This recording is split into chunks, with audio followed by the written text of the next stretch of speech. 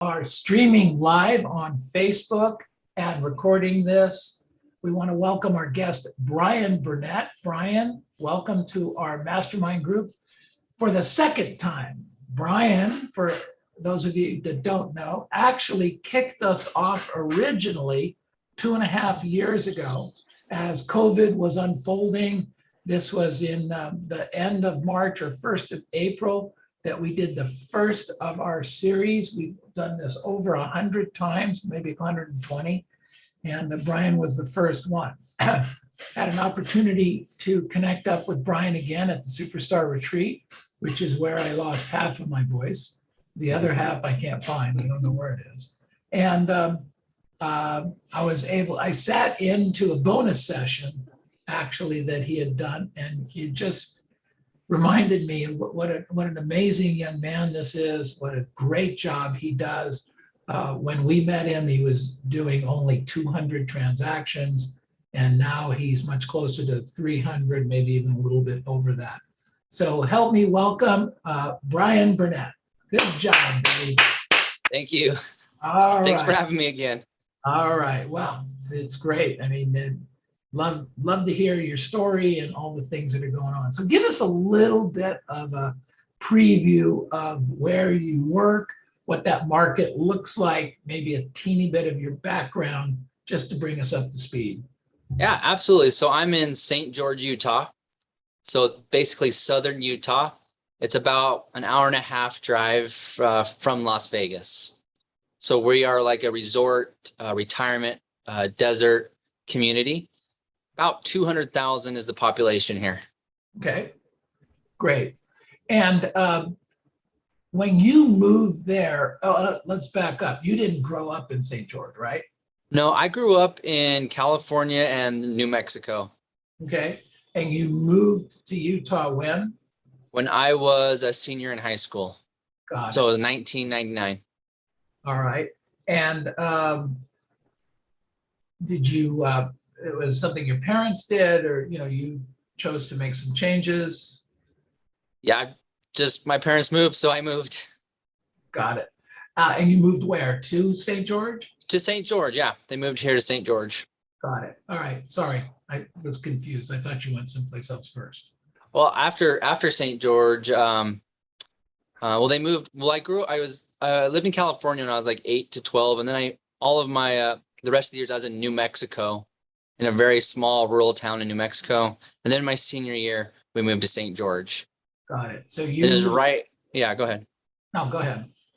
So then when I graduated, that's when I went on the Mormon mission for 2 years, and then I moved to Salt Lake with John Har. Got it. Up in northern Utah. Got it. And so you had spent how much time in Salt Lake? I was there for about 10 years. And as a brand new agent? A brand new agent. Yep. Right. You had no past client or sphere when you moved to Salt Lake, right? No. Yeah. No family in the business. Just started off. Got it. And with John Har? With John Har, yeah.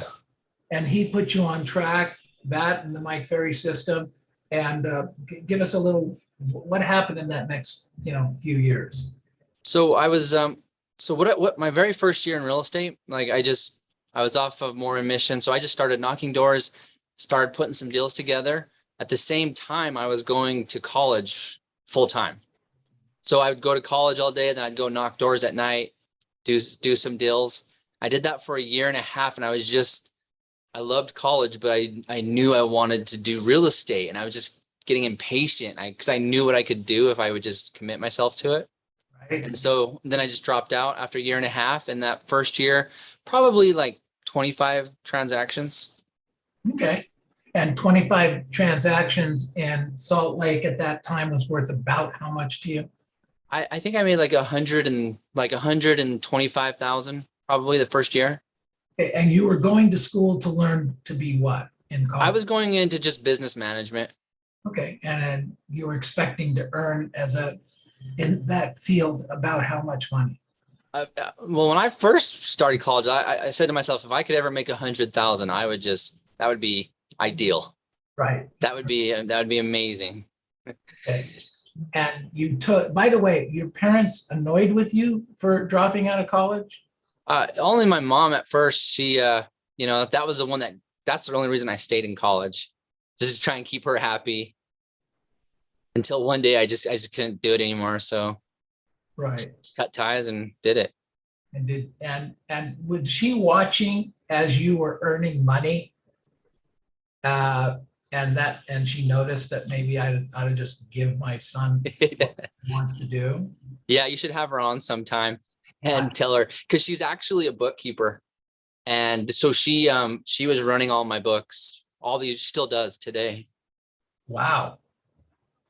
So she noticed you were starting to make some serious money. Yeah. I mean, they knew, like, oh, okay. And it was just kind of funny how she had to grow her mindset, because it was always like, hey, why are you doing this or that? Or why are you paying so much for your coaches? Like, and now obviously it's whatever I decide, it's a great idea, like it's just growing that mindset all around. Right. Not only your mindset, but hers and the rest of the family. All my family. Yeah. That's a great thought. Great point. So, but you worked there for 10 years and then you shifted markets? I did. So in 2012, that's when, is at the very bottom of the market. And I was doing really well. John's a great broker. I was doing, 50, 60 deals. That was for like 6 or 7 years straight during the recession. Did really well. But I always wanted to move back to St. George. It's a lot smaller. The climate is amazing. I wanted to be closer to family. So I was like, if I'm going to do this, it's like now or never. So it was just like a one-day decision and started all over. So wait a second. How much are 50 to 60 deals worth to you? Like 250. So you walked away from a $250,000 a year job to go back to Salt Lake City, to go back to St. George. Wasn't that scary? Very. Yeah, I had a meeting with my team yesterday. It's like we were talking about hard things. What was, some hard things you've done? And there were some great stories. I shared one of the hard things is when I decided to just basically start over. Because you have 250,000. That's a good, income. In Salt Lake City, you can live decently well with 250,000, right? At least. Yeah. 10, exactly. Yeah. I didn't have a whole lot of net worth because that's the market. Just everything just kind of, but I wasn't foreclosed on anything. So I was just at basically an even spot. And okay. So at 30, whatever I was, 31 or 2, I had to move back with my parents just temporary, for a little while. So it was just like, it was hard doing that. I had 3 kids, young kids. My wife doesn't work. So it was difficult. Oh, wow. So you moved in with your folks, with your wife and 3 kids. Yeah. Oh, that's interesting. Yeah. It was definitely, humbling for sure. So you moved back in, you went to St. George, and you had some past client sphere to start with, but not a lot, right? Nothing in it's 4 hours away. So I didn't have anything. Some sphere. Yeah. My parents knew some people, right, but not much. Okay. All right. So you took this leap of faith. All right. So you're starting from scratch. You have skills, but you're starting from scratch 10 years later. What's that like? It's actually, it was kind of scary. Obviously it was hard, but it's also refreshing because I told myself, I'm going to build my new business on the pure foundation of the Mike Ferry principles. I'm going to build my database really well as I move forward. Because in the past, it was, I would say, I'd be honest, I'd say it wasn't that great how I kept in touch with them and this. So I was like, I'm going to build this perfect from the beginning. And then I got a new Mike Ferry coach. It was Steve Powers at the time. Right. And he gave me some great ideas and just hit the ground running. Great. Fantastic. So tell me how that progressed. So how many years are you in St. George now? That was 2012. So 10 years. 10 years. 10 years later now. 10 years later now. You were doing 50, 60 deals then. What are you doing now? I'm pushing 300 right now.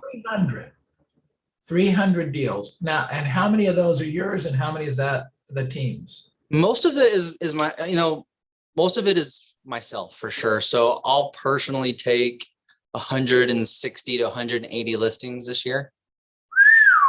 And then my team, I have 5, 6 agents. So the rest is coming from them. So our goal is me to do 200 and they do 100. How much time do you spend managing that team of 5 or 6? We have, I would say an hour a day. So every morning we meet up and we go through, just like I sound like you were doing. How many contacts yesterday? What was your wins? What is your goals today? Who's going to go under contract today? So that's, 10 minutes. And then we role play for 15 minutes. And then usually probably 3 days a week, we have where I'll just give some training of things that I've learned. And as the market changes, what do we need to do next to stay ahead? Cool. Excellent. Good stuff. So the first couple years, let's go back to year 1, 2, and 3. You're a brand new agent, basically. You don't have any database to speak of. What did you do? That was the key, was to build the database. So I probably just prospected probably 6 hours a day, would be my guess. Mhm. There was nothing else to do. So I would just prospect. There was for sell by owners and some expireds, but it was mostly just listed, just sold Got it. all day. All day long. Set appointments and go on those appointments. Yep. When did you start adding a team? Well, the first year I did 50 deals that first year. So in 1 year, I did the same amount of deals I had gotten to in 10. So it's kind of funny. It's like once you learn something, you're already there. Like it doesn't matter. So like I could probably go into any market and get to 200 listings within, a couple of years because I've learned it. As far as the team goes, so probably once I hit 50 deals, I think my dad, he's in car sales, or he joined me and he was just my buyer's agent for several years. Well, that's great. Fantastic. So it grew 50 deals, 100 deals, 200 deals, and then just moving. So when we met you 2.5 years ago, the first time you were at 200 deals, I think, right? Probably like high 100s. I would say. I could pull up my analyzer. Not necessary, but I know we were talking 200. Probably pushing 200. I was probably at like $1.5 million income, somewhere around there. So what does 300 get you? So my goal this year was 4 million in income. Not on track. So I'm pushing like 3.25, 3.5 right now. Yeah, it was terrible. I mean, the average, so a couple things, the average home that we sell just in general went up. And then I sell a lot more of our nicer homes now. So my average commission just went way up. So you intentionally moved your price point up above the average. Yes. Yeah. So how did you do that? You're doing deals, you're doing business. So what was the approach to moving your price point up? Well, that's where just listed, just solds came into play. So you can choose which neighborhoods that you want to call in. Wherever you call, you will sell. Okay. All right. Very cool. Good stuff. So let me just throw a thought at you. It just occurred to me as we're talking here. Clearly you're a dynamo and you're doing 160 listings, etc. You had a nice smile on your face because you know what I'm saying is true. And by the way, you're a good dancer yourself. Thank you. Okay. So, and you spend some amount of time with those 5 or 6 people that are your buyer's agents that don't really do anywhere near what you're capable of. Maybe you should take some of the time you spend with them and spend it doing another 30, 40 deals. Just an idea. Exactly. Keep all the money, but yeah, what do I know? No, that you're very that is very insightful. Yes. Okay. Anyway, just a thought. It just occurred to me as we're talking. Anyone else that wants to use that idea, that's good, because it's not always a bigger team that's going to make you more money, is it? Is it, Bryan? No. Okay. Good stuff. No. Bryan, help me help the people on this call. They could be starting, they could be at 25 to 50. Clearly, you've demonstrated that you can get to 50 and it'll take you 8 to 10 years, and you were able to get to 50 by moving markets and get there in a year. What, if anything, did you do different? Or did you just have 10 years of knowledge, built up on itself and then just came out like a rocket ship? How's that work? Yeah, that's a great question. I bet you I should probably print my numbers analyzer for all my yearly numbers, but I definitely know my contacts went up probably from 25, 30 to 50. And so I was just a lot more intense on prospecting, going on appointments, previewing, building database. It was very, very focused. It was just more intense. Yeah. More intentional, more intense. Mm-hmm. So while building your business originally, you were in the 20 to 30, 20 to 35 range. Okay. But you realize in the second part of what you were doing, you needed to ramp that up. But it's not that easy. I mean, here's what I hear all the time. Why do I have to keep grinding? Why do I have to keep doing this? Can I get to a spot where I don't have to do this anymore? Bryan, how do you answer that? You can if you want to stay in the same spot. Okay. That's why I see like myself and some of the people get stuck between 25 and 50, because it's a good enough life. You pay the bills. It's decent. You don't have to get too uncomfortable about anything. So it's a hard way. That's a hard number to break, I see, for a lot of people. And I was there for a long time. So I understand the blessing that I had is I was like in a new situation where I had to go produce immediately to take care of my family. And so I saw what happened so quickly that I said, okay, well, if I just keep doing this, how big can I go? If I can do this, then what can I do if I do that? Yeah. What's going on? Yeah. I got in a really uncomfortable situation. It forced me to grow. I think I said in my talk on Monday that you find the best version of yourself outside of your comfort zone.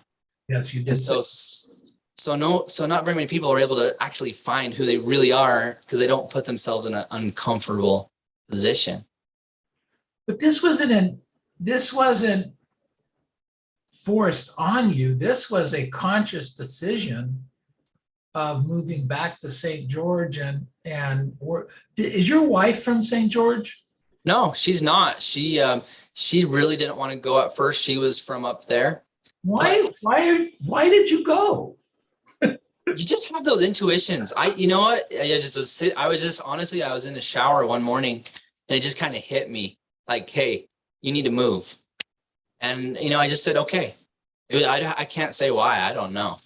Right. But, you'll experience those times in your life where you just feel like you're supposed to do something. Uh-huh. That was it. Oh, that's great. That's fantastic. Okay. So give me 4 or 5 things a newer agent or a veteran that wants to go from 50 to 100 should be working on in today. Okay. Yeah. So 50 to 100 is a pretty simple process. You need to narrow your focus down to, this is it. Just set one qualified appointment every single day. Okay. If you think about it, you have how many hours you work. Let's say you work 8 hours. You have 8 hours, and your only job that day is to find one appointment. Guarantee there is someone there that you can set an appointment with. You just got to find it. I think people get distracted by too many things going on. But if you can narrow down your focus, it makes life so much more easy. And you can, if you do an appointment a day, you're 100 deals. Even if you're really not that skilled, like 100 is guaranteed. Okay. Let me ask you something. I'm taking you off track slightly, and I apologize for this. But how do you narrow down your distractions? Because we all have them, no matter who we are. We have them. How'd you do it? Well, the thing to do is sit down and just write down everything that distracts you in a day from doing the one or two things that are the most income producing activity, and then delegate all of those things away. Okay. All right, great idea. So let's go. That's the, so you gave us one idea. What's the second one you would have us working on now? That's all you need. But That's it? just kidding. That's it, honestly. Do you want to go to 200? Then I'll tell you some more things. But I would say this helps for everybody, but set an appointment a day. Number 2 is like, how are you programming your mind every day? How intentional and how much are you programming and putting in there? That'll, whatever you put in, you'll get out. So what things do you read? What tapes are you listening to? So right now, so I shared my basically on the bonus session, I shared my daily routines, my schedule. So all of my schedule and all my routines are based on trying to control what I'm putting in my head and what I'm eating. Like, I'm just trying to control those 2 factors, because that'll equal the energy that I have throughout the day and my thoughts, like what I'm expecting to happen that day. Okay. So there's several points in the day where I'm putting stuff in. Several great books. So if you want, we can go through each one of those, or whatever I can answer. Just give me a couple of books that you've either read recently or stuff that you. Okay. So the book I'm reading right now is called Jump. It's a biography of Larry Miller, who went from the streets to running Michael Jordan's brand, Portland Trailblazers. Fascinating story. I just finished The Happiest Man on Earth, I believe, or Happiest Man Alive, something like that. He is Auschwitz survivor. And then the last one I read before that was called Unstoppable. And also a concentration camp survivor who went on to build an amazing company and just overcome all kinds of trials and difficulties. That's my favorite thing, is just studying anybody who just went from like the lowest of the low to the top. I'm fascinated by how did they do that. Got it. That's great. Thank you for sharing that. Okay, you open to a couple of questions right now? Yeah, let's do it. All right, good. Okay, so raise your hand. Oh, Josie, let's start with you. Bryan, I saw you at the retreat on Monday and you were great. You did a great presentation. One of the things that you said that you do is you write your daily, monthly, and weekly goals every night. And do you write them every morning also? You got a great question. Yes, I do. Every night I write them down, and then every morning right before I prospect, I go through those real quick. Takes like 2 minutes. 2 minutes. So you're not writing a lot. You're just writing whatever comes to mind. Yeah, I'll just go through, okay, today's goals, contacts, appointments set, and then my long-term, my yearly, what's my income goal, just a few of those things at the beginning. The night is a little bit longer. I kind of go through more different areas of my life. Very good. Thank you so much. Yeah, sure. Okay. Good question, Josie. Other questions for Bryan? Well, there was a question in the chat box, Neil. Bryan, what do you do to program your mind? Great question. So I've set up routines. The most important one is in the morning. So I always wake up same time, really early. I start off with a great book. I go to the gym. I have an exercise session. I come home. I do a meditation session where I'm really visualizing what's my future look like. I write, and I get to the office. I write my goals. I script practice. I have a screen right next to my monitor that's flashing all of the things that I want to do and accomplish all day long. And then at nighttime, I'm again reading. Before I go to bed, I'm writing my goals one more time, and I review my business plan. And then in between appointments, I'm listening to books. It's almost like I can't allow anything else but greatness to come into my mind. That's great. Amazing. Very disciplined, very focused. Love it. Okay, thanks, Rob. Question. Eddie, and then Tess. What time do you wake up? Because it seems like you do a lot of things in the morning. So what time do you wake up and what time do you go to bed? Okay, And- so I set my alarm. I'm at 4 to 4:15. That's when I get up. And then we try to go to bed at 9:30, 10. I have 5 kids, so it's kind of a circus at night. So when I say try, but that's, 9:30, 10. All right, good stuff. Go ahead, Tess. Okay, so thank you for being here. My question would be, when you mean intentional and you're doing the just listed, just sold, and you're calling those neighborhood that you mentioned that you minimize that and kind of make it smaller, how did you start this? Did you study the demographics, and by doing that, you study which you're gonna call, what age difference, or how did you do that? How did you get started on those? I'm talking about the higher end pricing. Oh, higher end pricing?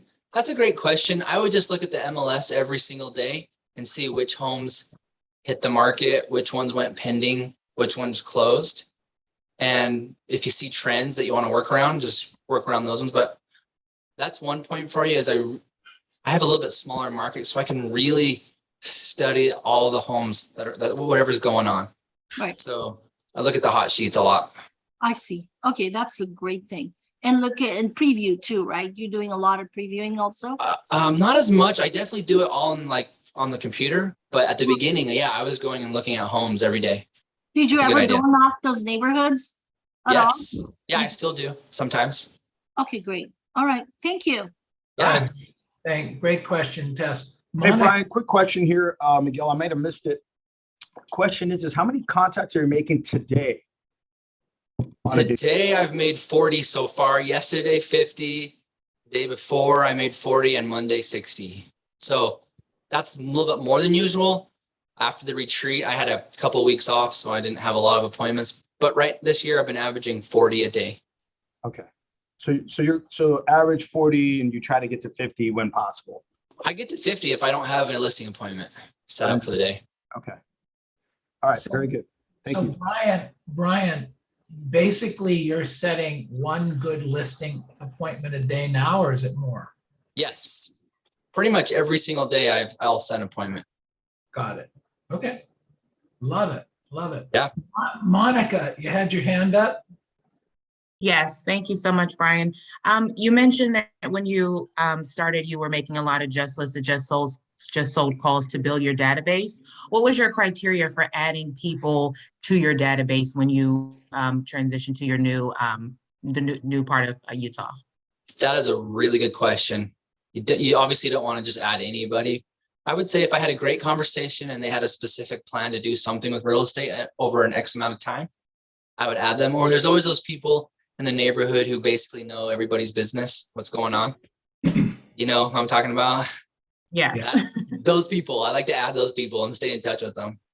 Okay, great. Thank you. And when with those people that you would add to your database through those type of calls, would you then just treat them like a normal past client or sphere of influence and follow up with them on that normal schedule? Would there be any differentiation with the way you would keep in touch with those people?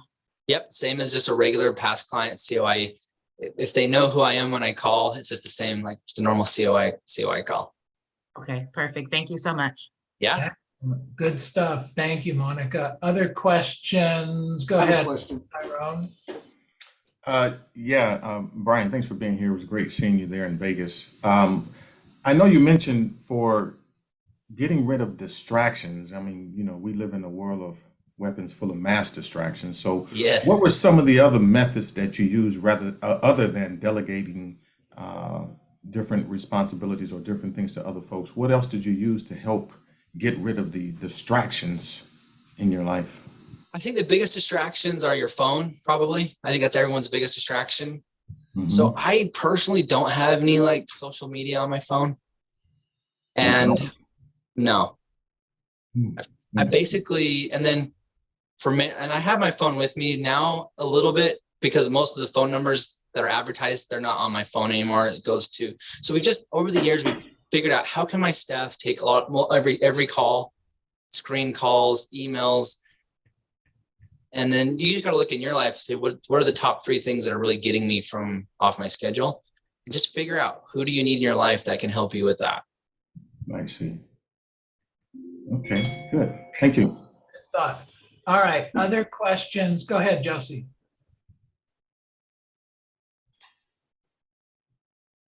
You prospect out 40 to 50. We counted, you do 42 at average a day over, because you did 10,000 or something. Yes. But anyway, how do you not get bored doing that? It is so hard for us. We're, once a week or once a month, Neil is getting us to try and do 50 a day. I like once a week, Josie. We're changing it. How do you Once a week. stay interested in the game? Well, that is a great question. And I am absolutely bored every single day. But I'm so excited about my future plans that I don't care. So when you go through, just so they get kind of a picture of this, I mean, you're bored calling, but if you're reading and reviewing your plans and you have this flashing board over here that's, showing you and the kids, and your wife on a trip to wherever, maybe it's a big, beautiful house someplace and you're taking the family, or you're flying private going somewhere else, or you're making a big donation to the church, and being recognized in that way. That's what you're talking about, right, Bryan? Overall, for sure. You've got to have that vision and you're excited about it. Now, there's little tips and tricks that I use to keep things exciting. I've got music going. I switch up, I'll switch up my sources, like for sale by owner, expired, just listed, just sold, COI. I feel like if you stay on one too long, you'll notice that you just get bored and tired. So I'm always switching. I try to be like a positive call to my database, like have fun conversations. I've got my team in bullpen, so we're all there together, just trying to have a great time. Got it. There's a question in the chat box Chris put in there. I'm actually running into this issue myself. How are you dealing with, I'll paraphrase what he said, but how are you dealing with phone numbers being not blocked, but they're saying that this could be a spam call? That's a big problem. Fortunately, I've spent so many years building my database. That's the majority of my calls now. You'll probably have to move to more door knocking in the future, is my guess. Okay, good answer. Okay, so Armin. I got a question. Yeah, at the retreat, Bryan, you said that you have no screen time before bed. So what time do you start writing those notes regarding your affirmations and stuff like that? And how long does it take you to do all that? So what I do, my schedule is I'm always home for dinner with my family at 6 o'clock.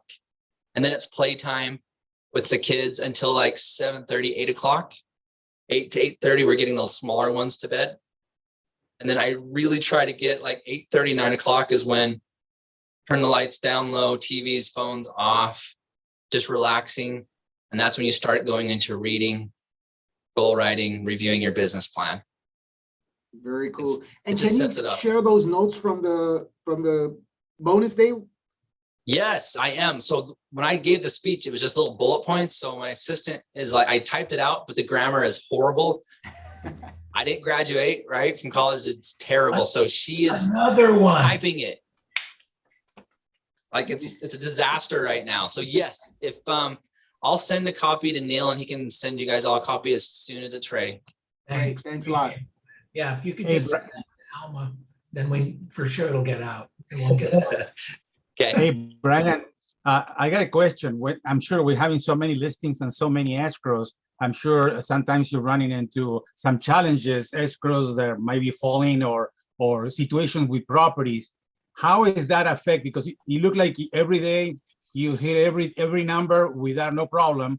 It's like nothing happened. But let's say the things happen, escrows happen and falling. How did you handle and manage that when things like that happen in your escrows? So very, very difficult. So for my schedule today, I prospected for 4 hours. I had a coaching call. I'm doing this. and I have a listing appointment at, 3:30, I still have probably 2.5 hours of client update calls, listings and pendings.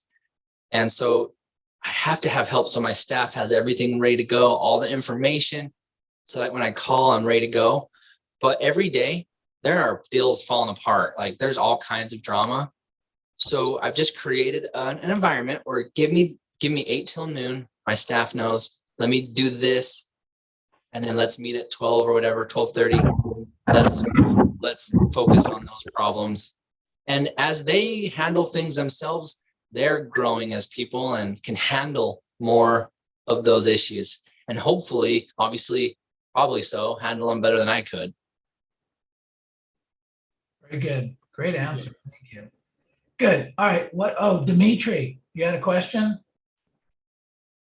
Unmute, Dimitri. Okay, can you guys hear me now? Can hear you now.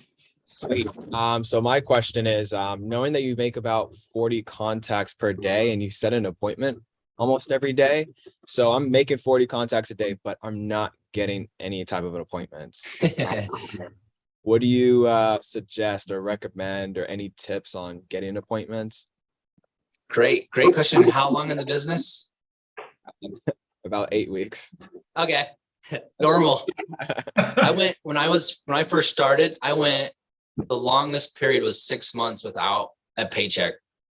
Like, yeah, I don't know what to say. It's just a matter of time. I will say this though, when I started over in 2012, I said to myself, I will set an appointment today, or I will keep prospecting till 8 o'clock at night. So unless you have a lot of other things going on, there's really not much to do. Prospect, use the restroom, eat, preview a property, and go on a listing appointment. And if there's nothing else, I would just get back on.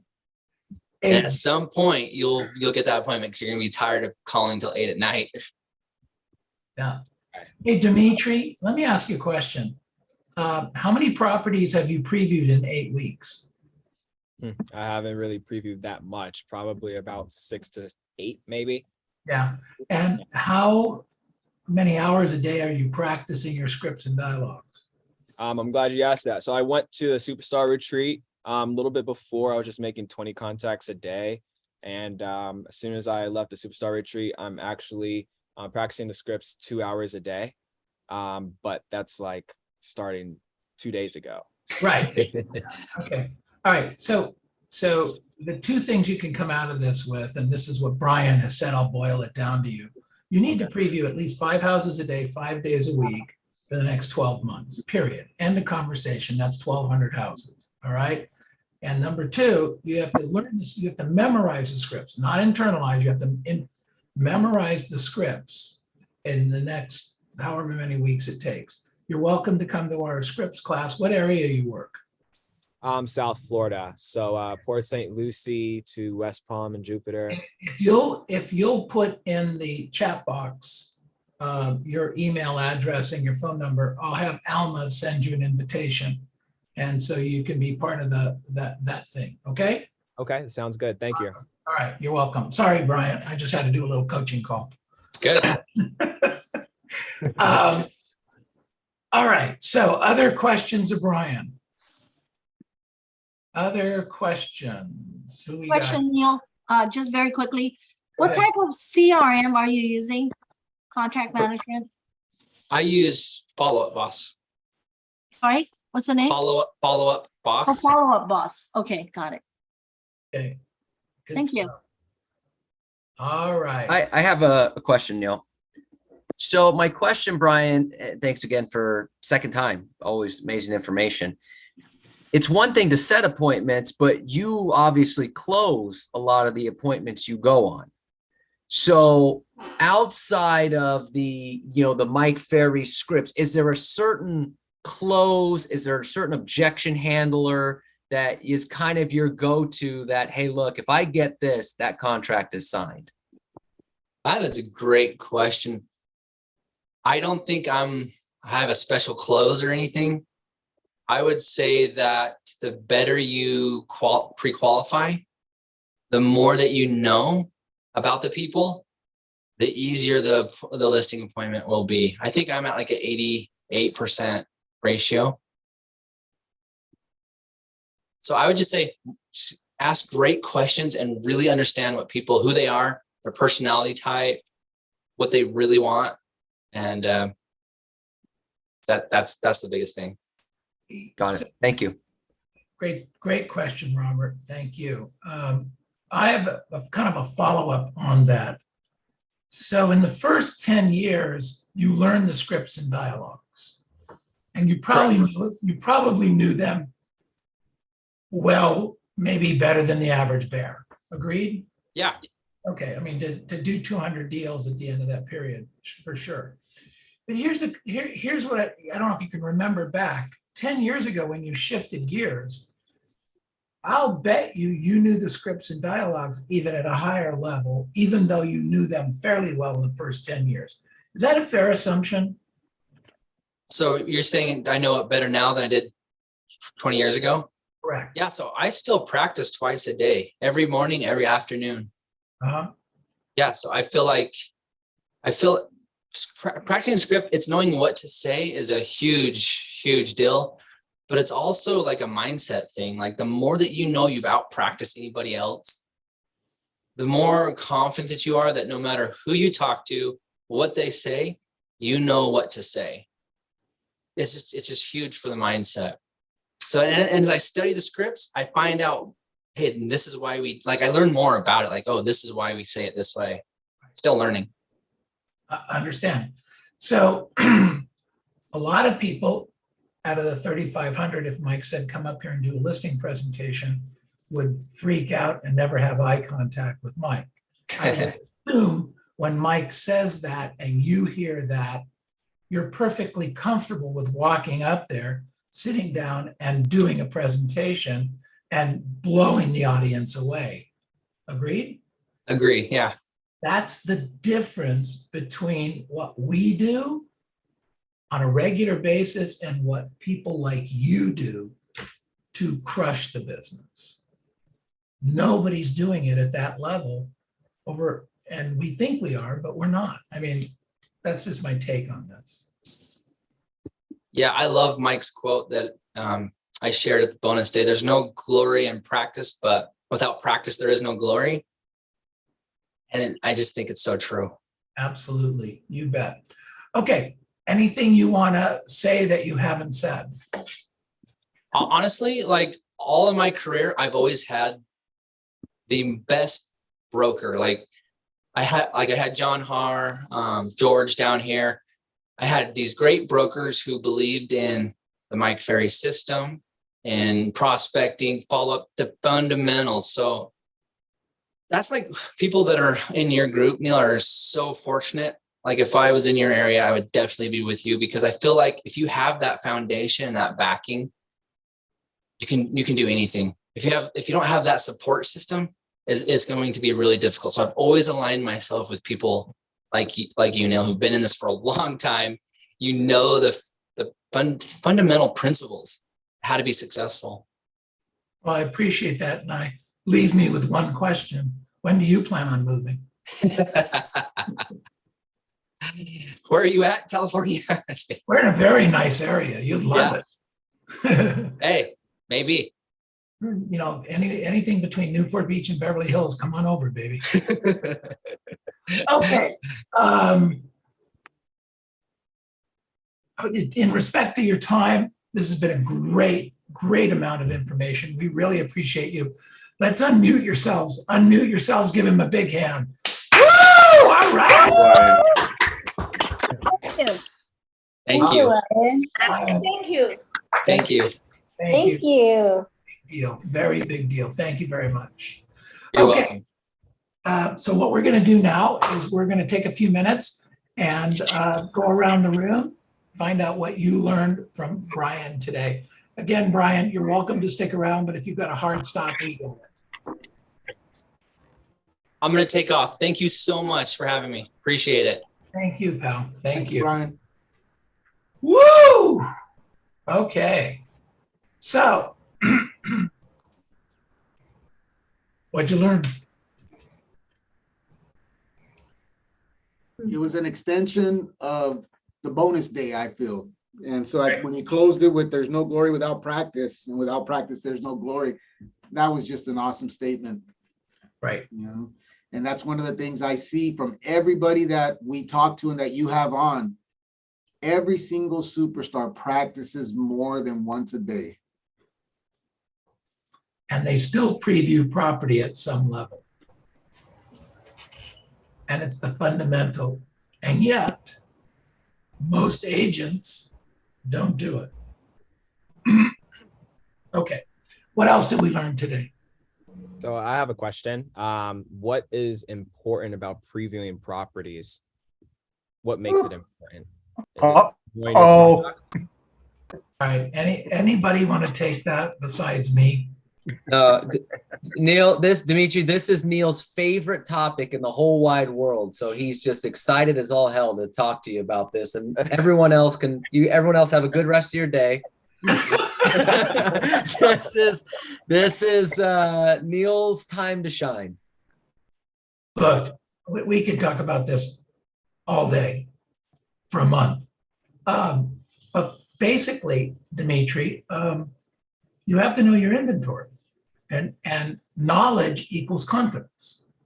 And seeing the pictures on the MLS will do you some good, but will not do you the same good as you seeing the house in person, touching it, feeling it, reviewing it.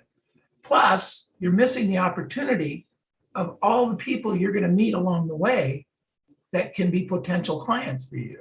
I believe that by previewing 5 houses a day, 5 days a week, that act alone, I mean, you see 1,200 houses in 12 months.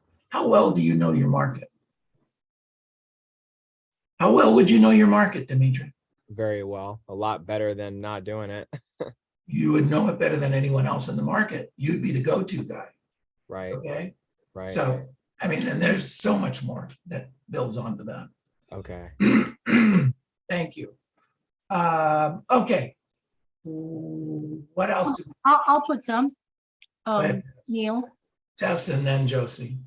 Okay, so I think what it is for him too is for having 50 contacts a day, he's really, like what he said, very intentional. By doing that too, is that what he puts in his mind every day when he starts, or even not really though, because he starts it a day before, it's really good. Like he reads books, you know, and to create and fight boredom, he looks at his goals every day, and that gets him going. Absolutely. I think that is very powerful. Yeah, you bet. Josie? Well, I totally love the affirmation. He said, he slipped it in there. Wherever you call, you will sell. That's right. Whatever you call, you will sell. Okay, good stuff. All right, what else did we learn? Nothing seems to bother him. You know, we've had him on twice. You know, he was at the retreat. He is, there's no question you could ask him here, which means there's probably no question a client could ask him that's going to get him worked up. He is just cool, calm, collected the whole way through. And I venture that's probably why he does so many deals and why his clients love working with him is he really takes the emotion and the drama out of a transaction. I mean, there is nothing that flusters that guy, and that is really cool. But the other thing I wrote down, Neil, is I remember him saying this last time, and or some version of this is that if you just set the mindset that I have to get an appointment today. And if that means I have to call 5 hours, 6 hours, 7 hours, 8 hours, whatever, how many time I got to call, I have to get an appointment today. If you do that, even if you're not very skilled, as he said, you're going to get a lot of appointments and you're going to close a lot of deals. So it brought me back to what Mike was talking about at the retreat was quality over quantity. Who are you talking to? Are you talking to the right people? Are you asking the right questions? but that has to be everyone's mentality every day is I got to find an appointment today. It helps a lot. Did anyone notice when we were talking about the 50 contact days where he he's not that as crass or crude as Mike can be sometimes, where he almost spit on 50 contacts a week?